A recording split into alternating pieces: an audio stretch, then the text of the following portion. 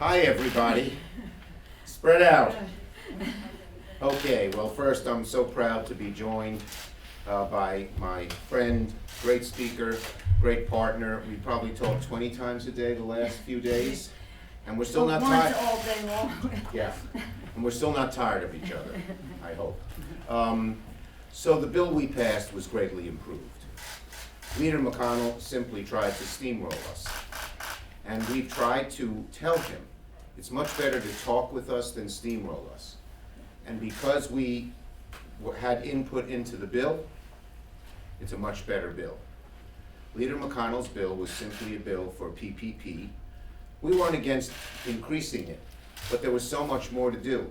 First, there were so many people in my state and throughout the country who were small, didn't know a big shot banker, and they couldn't get loans.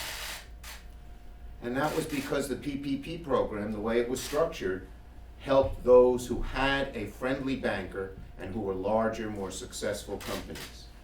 We wanted to deal with the butcher and the baker and the candlestick maker, the average small business person. And we needed to get them help. And so under the leadership, really, of our banking committee folks, Maxine Waters and Nydia Velasquez, Sherrod Brown, and Ben Cardin, we greatly expanded the program and walled off $125 billion that will go to rural areas, minority areas, unbanked people. The smaller people will not have to compete with the potbellies to get money, because they'll be in their own large separate pool.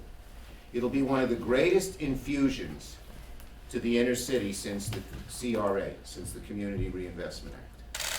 And it will really help. And we're very proud of that provision. And it's one of the most progressive things done in the banking area in a very long time. But we also knew that testing, from one end of America to the other, people were crying out, we need testing. Business people, mayors, and most of all scientists and doctors. We need testing. We will not get America moving again until we have a nationwide, well thought out, well executed testing program. And this administration doesn't have one.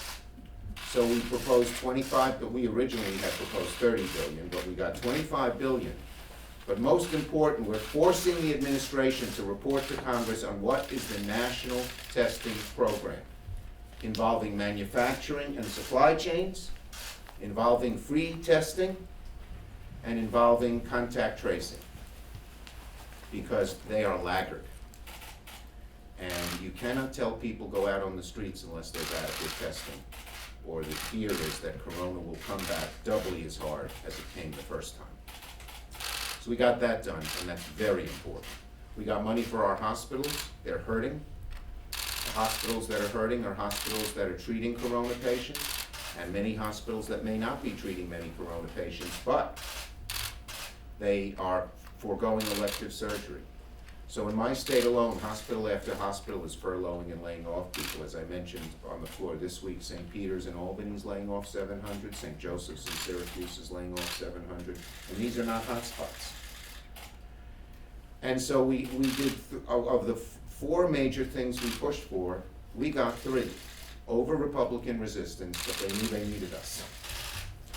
The one we didn't get was state and local government. We're deeply disappointed. It is not state and local government. It is policemen and firemen. It is bus drivers. It is people who work in hospitals. There are many municipal hospitals and many others who are vital. And they should not be laid off.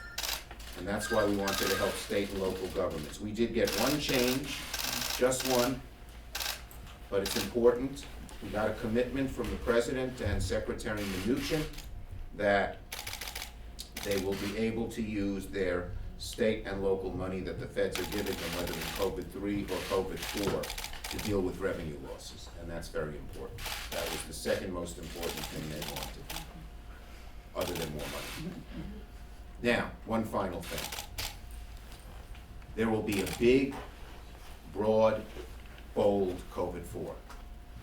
For anyone who thinks this is the last train out of the station, that is not even close to the case.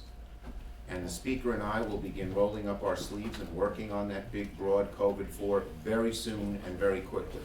And it's gonna have a lot of stuff, too long to list, but I wanna mention a few of the priorities that I have and I know the Speaker has. Election reform, money for housing, there's 3 months of rent forbearance, but what do people do after that? The Postal Service, money for a Heroes Fund, the people who are on the front lines, they should get extra money. And at the top of the list is a big, robust state and local plan. We're gonna fight for that and many more things in COVID-4, which I think will be soon upon us because the nation will demand it. Speaker Pelosi.